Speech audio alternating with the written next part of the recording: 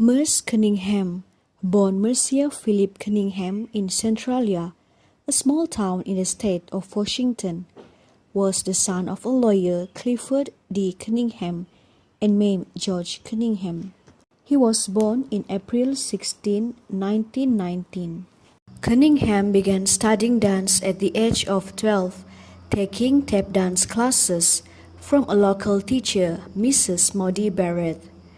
After high school, from 1937 to 1939, he attended the Cornish School of Fine and Applied Arts in Seattle, where he would be exposed to the wide spectrum of the arts, from drama to dance and music.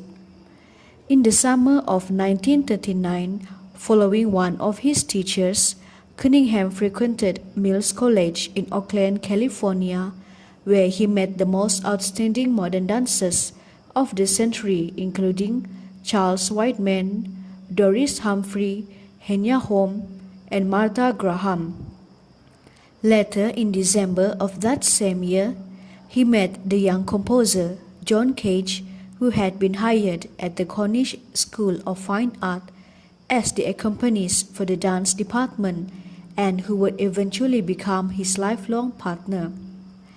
In spite of the fact that Cunningham's father was initially hesitant to support his son's dancing career, Merce moved to New York City the following September to work in Martha Graham's dance company on Broadway.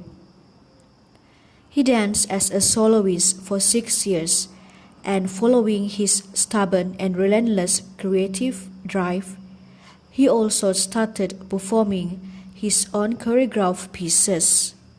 Most importantly, while working with the Martha Graham Company, he presented his first New York solos concert with composer John Cage in April 1944.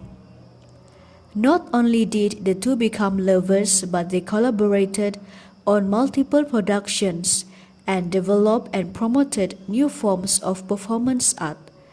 Cunningham and Cage fostered a collaborative, multidisciplinary, and performative art that denied existing traditions and structures and promoted an alternative creative New York arts scene that would be the foundation for the first forays into what would come to be known as postmodernism.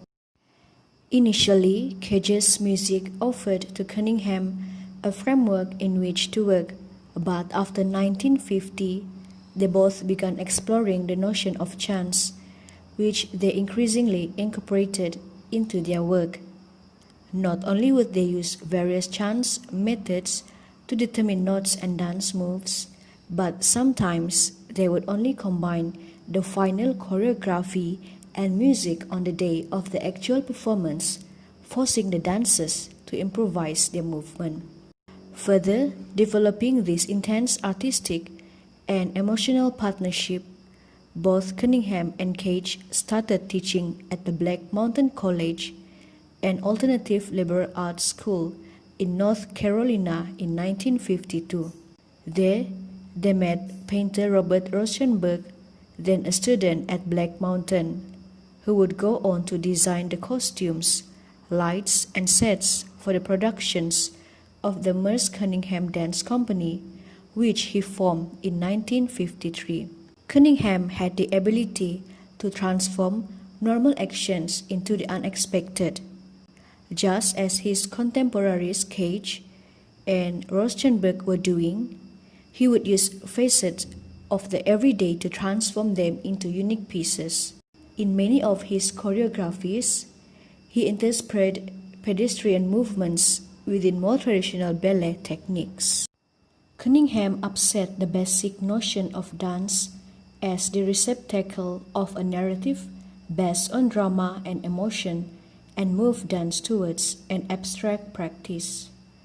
This transformation of dance situates him within the company of the 20th century's most influential artists who set the way for postmodernism, from choreographers Mark Morris, Beth Gill, and Twyla Tharp to avant-garde stage directors such as Robert Wilson and performance artists like Laurie Anderson.